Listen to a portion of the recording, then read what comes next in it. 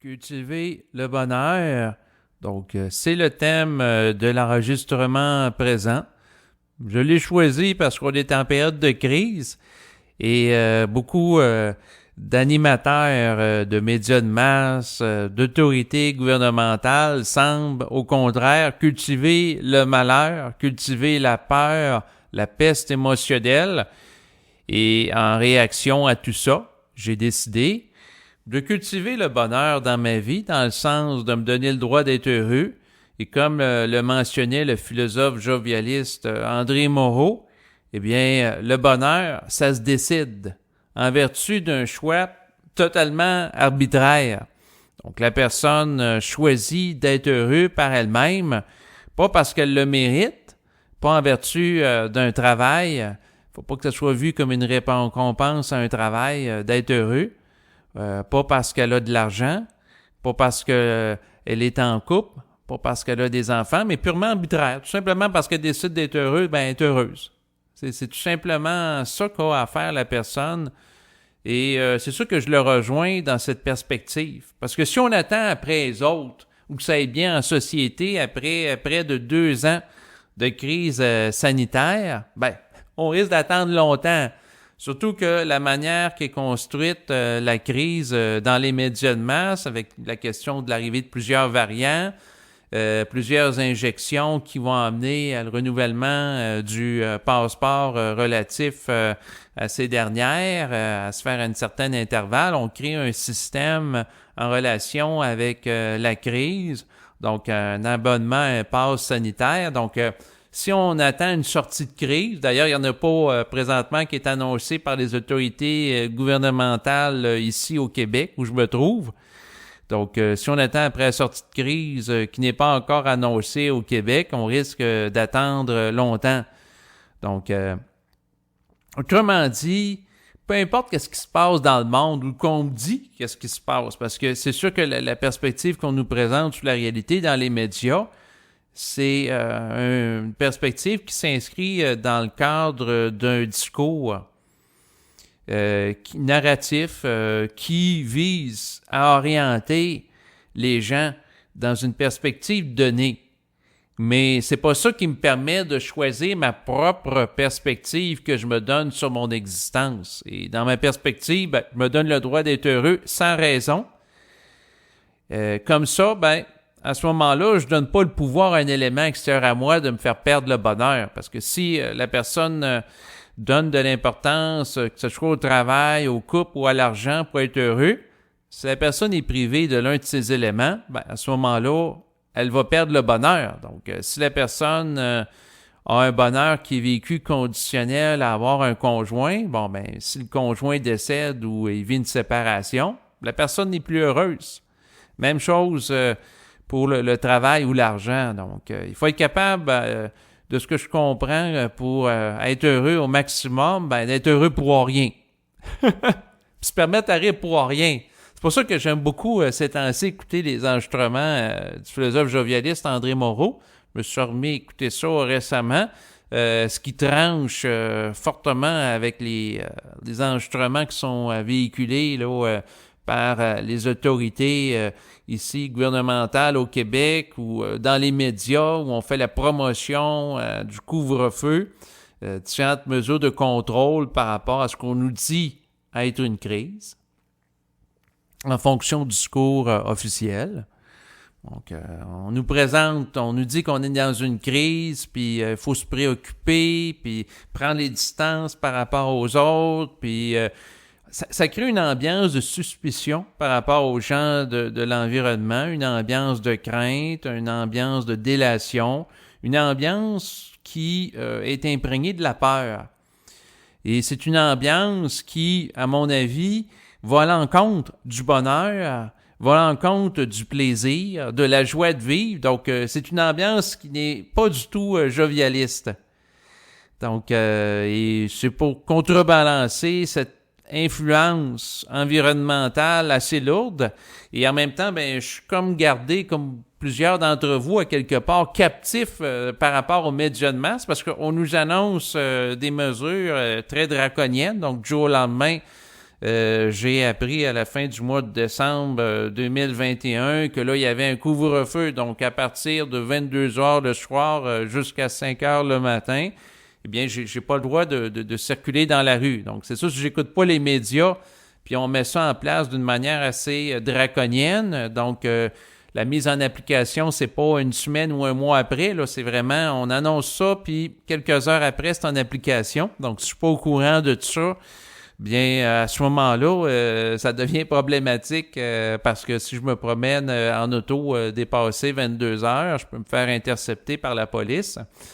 Donc, c'est sûr que je songe fortement à faire comme je l'avais fait il y a quelques années, à déléguer la tâche d'être attentif aux médias à ma mère.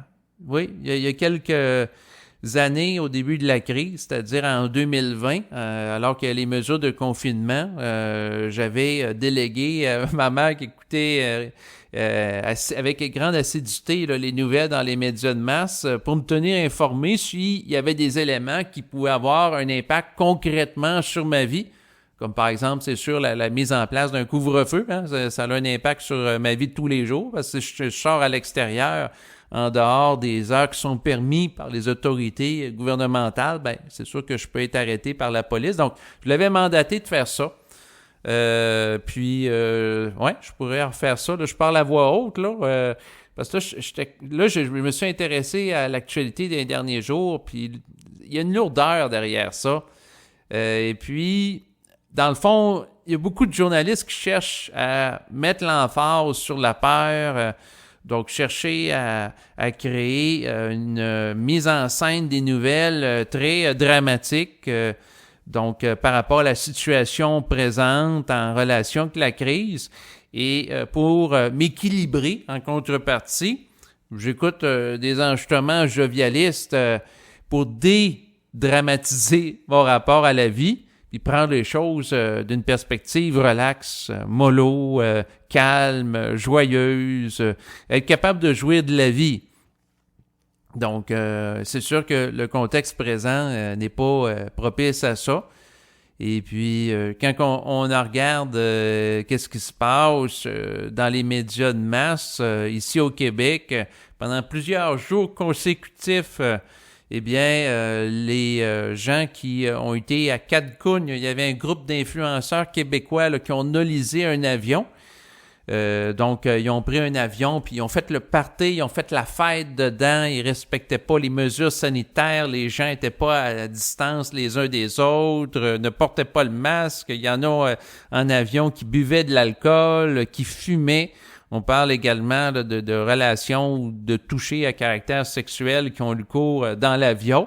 Donc, les gens ont beaucoup défié des consignes et c'était des vedettes des réseaux sociaux là, québécois là, qui étaient ensemble à louer un avion là, pour faire un voyage.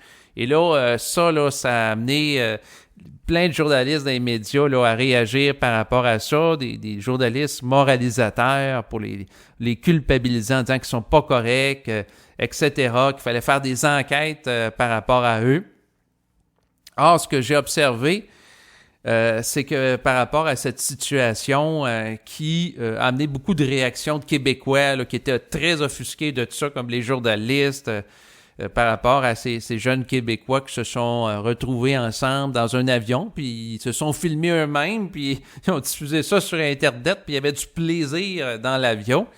Ça nous ramène à la réalité qu'au Québec, eh bien, les gens qui ne vont pas dans le sens des mesures sont pointés du doigt, sont présentés comme étant les moutons noirs de la société.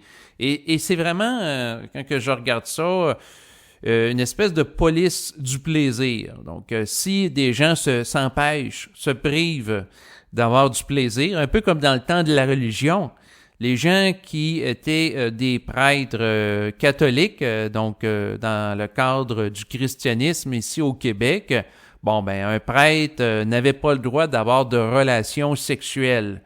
Et c'est sûr que si le prêtre entendait parler que des individus auraient eu des relations sexuelles en dehors des liens sacrés du mariage, eh bien, à ce moment-là, il allait les pointer du doigt sévèrement, dire c'est pas beau, c'est pas correct, c'est péché. Donc, pourquoi? Ben, parce que lui, il s'empêche de vivre quelque chose, donc il vit une retenue à l'égard de la dimension sexuelle. Et quand que les gens se privent de quelque chose et que ça peut, dans certains cas, leur faire vivre de la souffrance, eh bien, à ce moment-là, ils peuvent vivre une forme de jalousie par rapport aux gens qui se permettent de le vivre et de les juger extrêmement sévèrement. Donc, les gens qui s'empêchent de vivre leur sexualité, qui sont frustrés, qui sont refoulés, eh bien, cette énergie refoulée peut être convertie dans des comportements moralisateurs, extrêmement dominateurs à l'égard de d'autres personnes.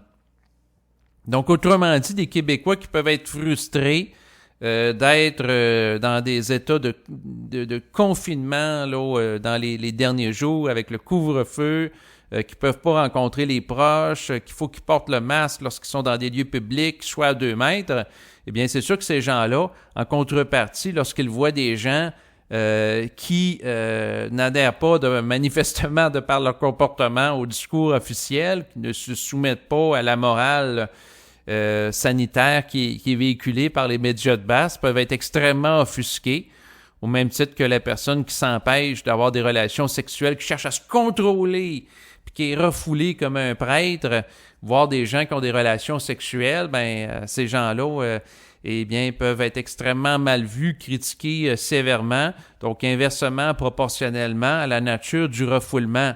Et j'ai l'impression que beaucoup de Québécois, dans les derniers jours, parce que ça a circulé beaucoup dans les médias, puis j'ai l'impression qu'ils font beaucoup de codes d'écoute là-dessus, de dépeindre là, ces jeunes voyageurs qui ont été en avion à Cancun, eh bien, c'est comme un exutoire là, de frustration en lien avec toutes les privations que les gens connaissent.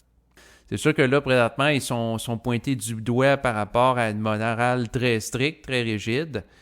Et ça parle du peuple québécois, qu'est-ce qui se passe présentement. Et c'est sûr que les gens qui sont pas heureux parce qu'ils souffrent, parce qu'ils se donnent pas le droit d'être heureux, ben c'est sûr qu'ils risquent d'être extrêmement critiques par rapport à ceux qui se permettent de jouir de la vie. Et ça me fait penser un petit peu à ce qui est arrivé lors de l'épidémie qu'on a dit en relation avec le sida dans les années 80-90. Bon, c'est sûr que dans cette période-là, eh bien, ce qui est arrivé, c'est qu'il y a des gens qui ont été pointés comme étant les boucs émissaires de la société, en l'occurrence les homosexuels, qui avaient des relations sexuelles, surtout les gens qui étaient très religieux ou conservateurs. Bon, ces gens-là les ont pointés du doigt, puis on dit « Ah, c'est de leur faute, la propagation du sida ». Et là, aujourd'hui, qu'est-ce qu'on fait? C'est de la faute de ce que certains appellent les touristes tata, ou les gens qui ne suivent pas les mesures sanitaires s'il y a de la propagation du virus, ou c'est de la faute des non-injectés. Fait que c'est une autre forme de morale pour accuser une partie de la population. Et c'est une dynamique similaire qui se reproduit pour stigmatiser une population, mais en réalité, que la personne soit homosexuelle ou non, elle peut attraper ou transmettre le sida. Que la personne soit injectée ou non, elle peut également transmettre le virus. Donc, autrement dit, ces croyances-là sont erronées. Puis, pendant que les gens sont occupés à accuser d'autres personnes, ces gens-là, simultanément, ne sont pas occupés à être heureux puis jouir pleinement de la vie. Donc, c'est pour ça que c'est important de jouir de la vie. Et pour jouir de la vie, des fois, c'est des choses très simples. Prendre un bain qui est agréable, jouer à des jeux vidéo, recevoir ou même donner un massage.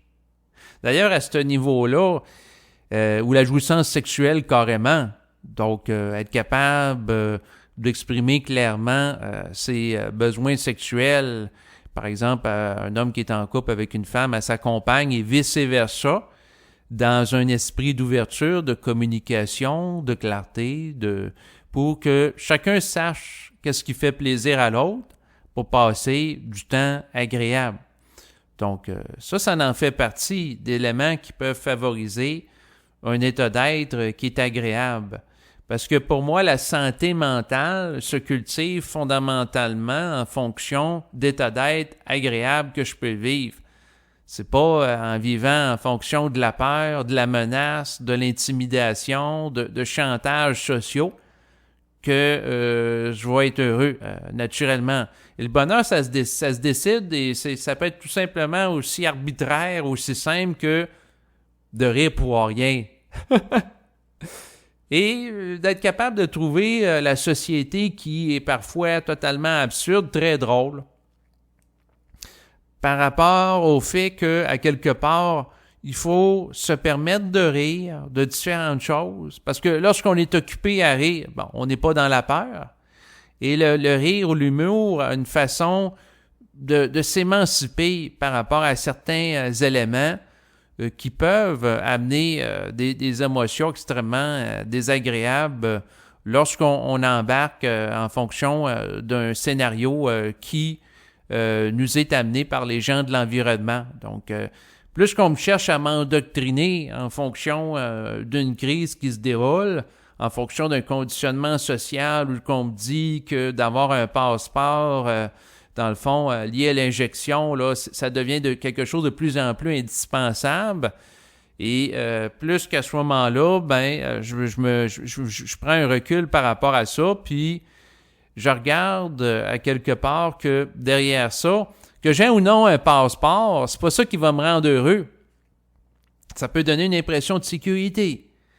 Les gens qui vont aller chercher plusieurs doses d'injection, ah ben oui, ça leur donne un sentiment d'être en sécurité. Par contre, est-ce que ça leur donne le bonheur? Ça, c'est une autre chose. Et que la personne soit injectée ou pas, le bonheur, c'est quelque chose qui se décide. Je reviens beaucoup là-dessus parce que c'est fondamental. Parce que si on attend qu'on a des conditions gagnantes au niveau social, au niveau personnel pour être heureux, ben probablement que ça n'arrivera pas. Parce qu'on peut remettre toujours à plus tard le soin d'être heureux puis être des spécialistes dans la procrastination.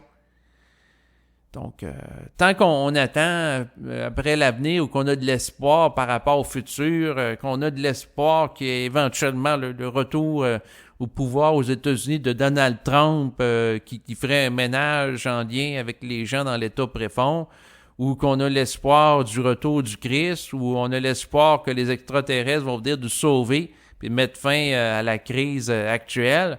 Tant qu'on a de l'espoir, on donne la possibilité à des éléments externes à soi de nous décevoir.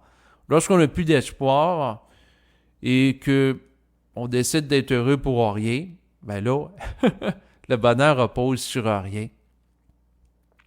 Et c'est sûr que la façon d'appréhender les choses en fonction d'une morale en relation avec la crise qui est véhiculée par les journalistes, ça crée une forme de formatage social. Les gens sont endoctrinés, un peu comme c'était le cas autrefois en lien avec la religion, à se mettre à certains préceptes. Il y a certains dogmes aussi. Donc, dans le domaine scientifique, toute personne qui remet en question ou qui pose même des questions par rapport au discours officiel en relation avec la crise puis le virus, la personne rapidement va être stigmatisée socialement, elle va être pointée du doigt. Donc, c'est un peu comme dans la religion où il y avait les hérétiques ou les gens qui étaient extrêmement mal vus parce qu'ils n'allaient pas dans le sens du discours officiel. Et c'est un petit peu la même situation qu'on vit présentement en relation avec la crise sanitaire.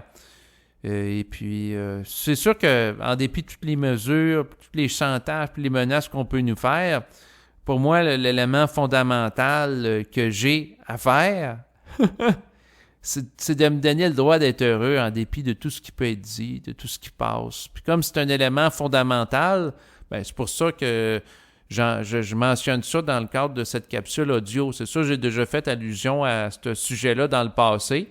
Je réinvente pas la roue aujourd'hui, mais c'est tellement fondamental de se donner à vivre, dans ma perspective, des états d'être agréables, étant donné qu'il y a tellement de gens désagréables dans notre environnement ou dans les médias qui sont des propagandistes de la peur. et qu'on cherche tout le temps à nous garder dans la peur, une peur journalière. Et même si demain matin, la crise sanitaire arrêtait, ben, qu'est-ce qui va arriver? Ben, ça va être la peur en lien avec les changements climatiques qu'on va remettre de nouveau de l'avant. Et sinon, ça va être la peur de la menace terroriste. On va tout le temps trouver des peurs. Et c'est sûr que par rapport à ça, l'enjeu, ben, c'est l'état d'être qu'on vit.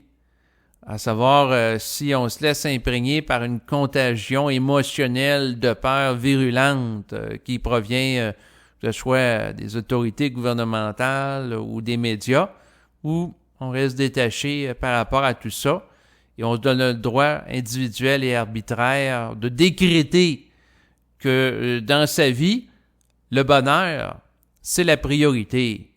Et je vous le mentionne parce que c'est tellement fondamental et qu'à quelque part, on décrète toutes sortes de lois arbitraires depuis plusieurs mois, depuis le début de la crise, qui font atteinte aux libertés individuelles. Et c'est la raison pour laquelle que j'évalue que sur le plan individuel, j'ai le droit de décréter des choses dans ma vie pour favoriser mon épanouissement individuel. Donc, je décrète le droit d'être heureux sans raison dans mon existence. Donc, mais par rapport à tout ça, pourquoi j'en viens à vous parler de ça? C'est que j'ai réalisé que c'est ce qui favorise ma santé, le bonheur. Donc, pendant la période du mois de décembre 2021, j'ai vécu comme une période de crise existentielle. J'étais pas bien. J'étais pas bien dans ma peau. Je vivais des remises en question importantes, fondamentales, en relation avec mon identité, mes activités de diffusion web, en lien aussi avec des critiques que j'ai eues de la part du public. Et tout ça m'a amené à connaître un état d'être teinté de déprime. Et c'est le terreau qui est fertile pour attraper un virus. Et par la suite, ce qui est arrivé, c'est que vers le 23 décembre 2021, j'ai probablement attrapé un virus. Savoir c'est quel virus ou quel variant, je ne sais pas, je n'ai pas passé de test, mais l'état d'être dans lequel j'étais, teinté de fatigue, teinté d'un état un peu de déprime, était propice en tant que terrain à être réceptible à développer un virus. Puis là, je me suis mis à moucher, je me suis mis à tousser, j'ai eu des manifestations évidentes là, de symptômes grippaux. Et par la suite, avec le recul, aujourd'hui, alors que ça va mieux, les symptômes, ça a duré quand même plusieurs jours, là, environ 10 jours. Et au moment où je vous parle, là ça va nettement mieux. J'ai retrouvé ma voix. Ma voix, sinon, elle sonnait un petit peu plus du nez pendant que j'étais pas bien.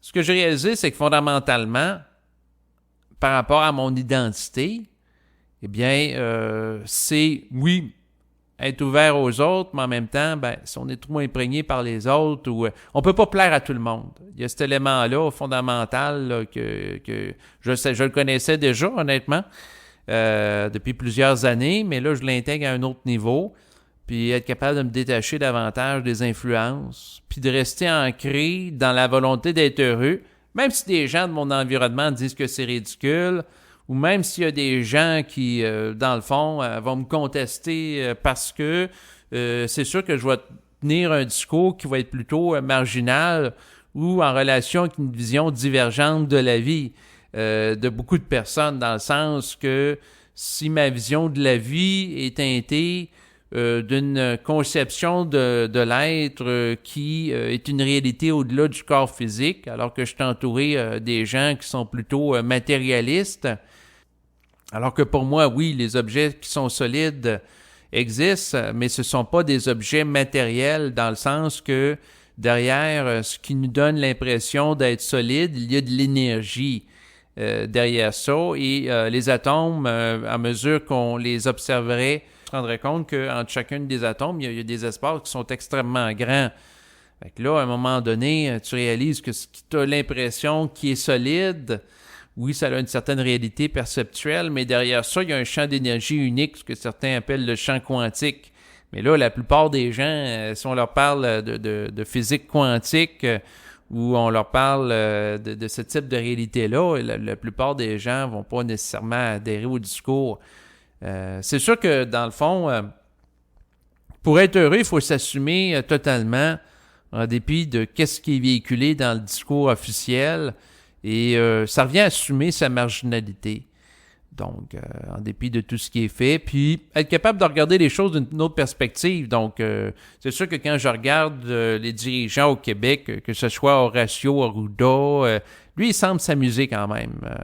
Mais il y en a d'autres, là, comme Christian Dubé, il semble avoir peur, ce monsieur-là, être très préoccupé, anxieux. Même chose, donc Christian Dubé, qui est ministre de la Santé publique, ou même chose pour François Legault, le premier ministre du Québec, ou la ministre de la Sécurité, Geneviève Guilbeault. Mais moi, ma curiosité en tant qu'individu, bon, il adopte certaines stratégies de mesures de contrôle, mais c'est pas ça qui semble rendre heureux le peuple québécois ou rendre heureux, ou mettre fin à la crise. Donc, les stratégies sont mises en place depuis plusieurs mois.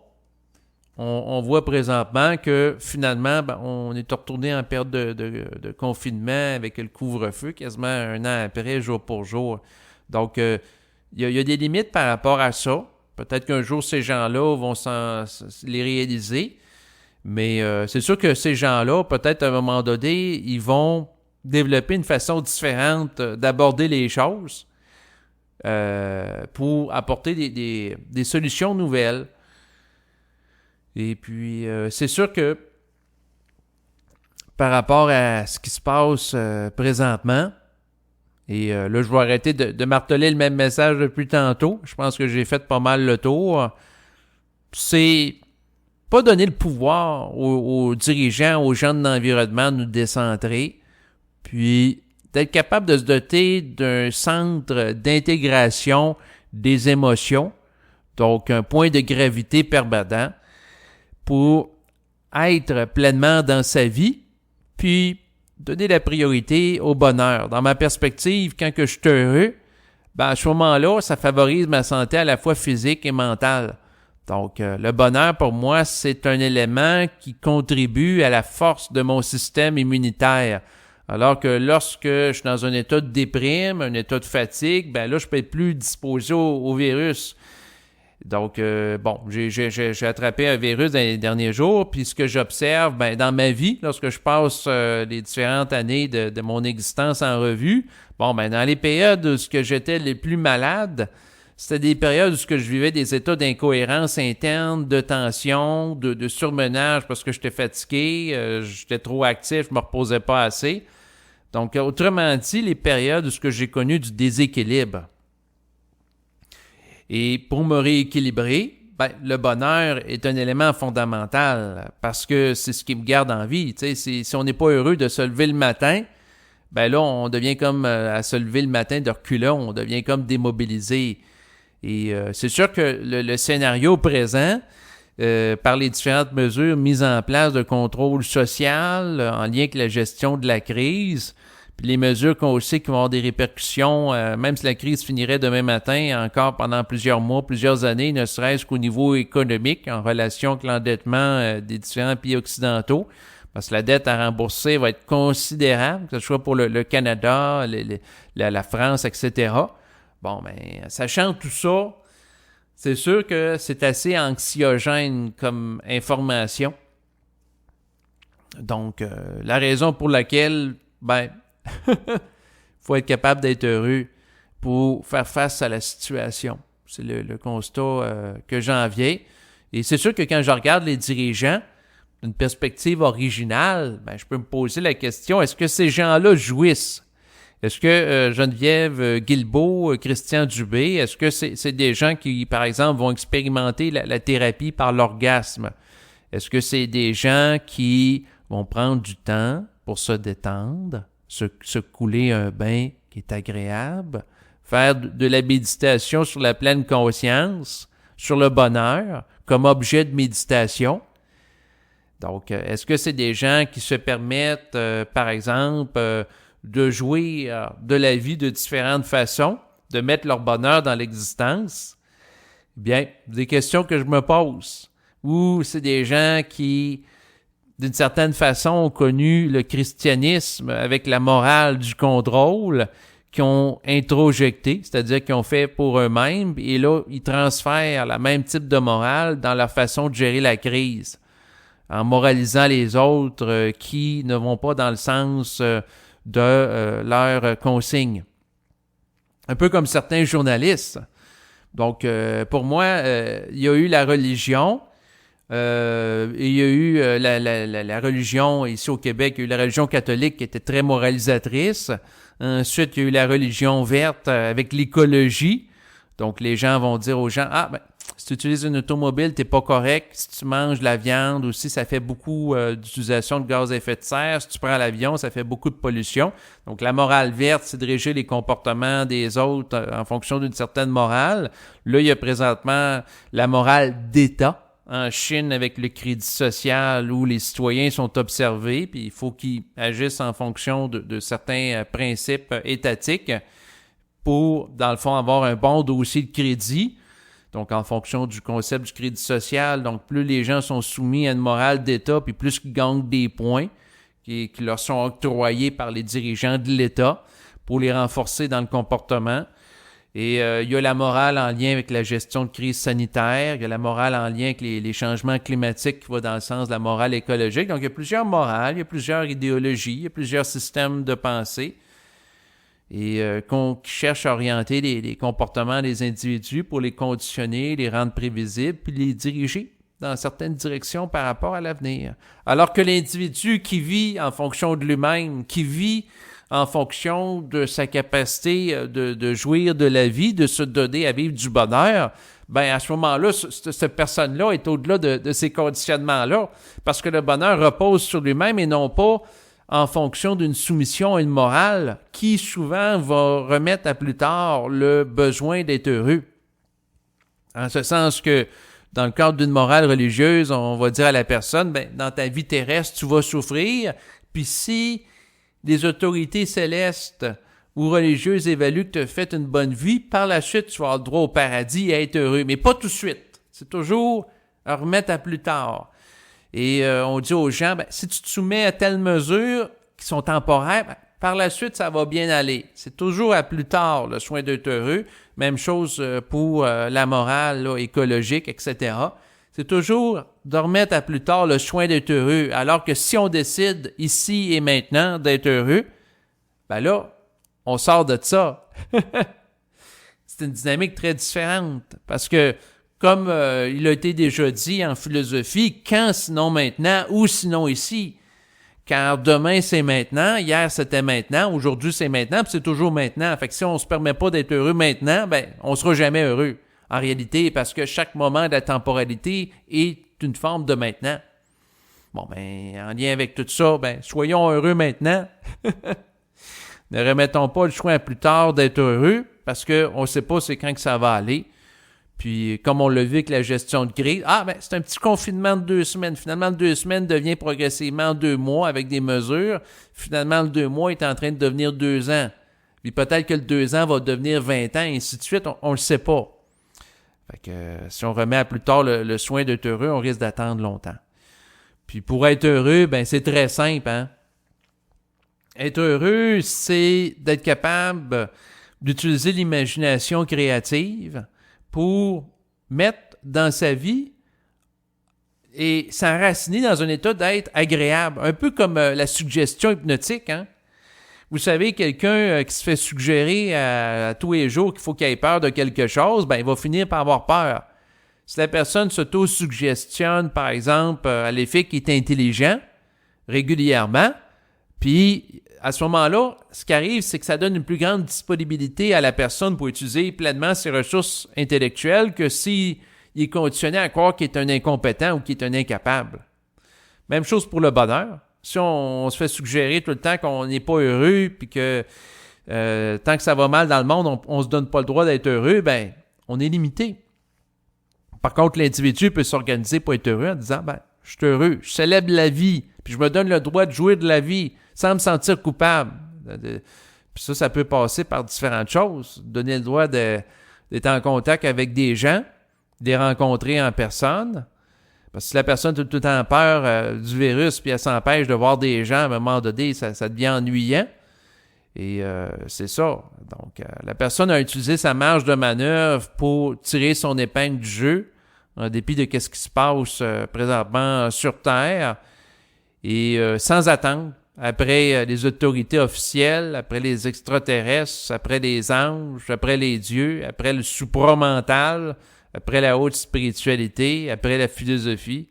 La personne n'attend après rien. Mais c'est souvent à travers une grande quantité de désillusions vécues que la personne, finalement, elle apprend à entendre rien, après rien. À force d'être déçue par les autres, puis des autorités visibles ou invisibles, à un moment donné, à quelque part, la personne n'a d'autre choix que à prendre par elle-même sa vie en main. Donc, voilà ce que je voulais dire. Et en ce début d'année 2022, je souhaite à toutes les personnes qui m'écoutent, bien entendu, le bonheur, parce qu'en début d'année, on peut se permettre encore de faire des souhaits. Donc, les gens qui s'intéressent d'être heureux, plus particulièrement, je vous souhaite le bonheur. Et je me le souhaite aussi à moi-même, en dépit de tout ce qui va se passer, parce que la tension est en train d'augmenter par rapport à la crise présentement sanitaire dans les différents pays.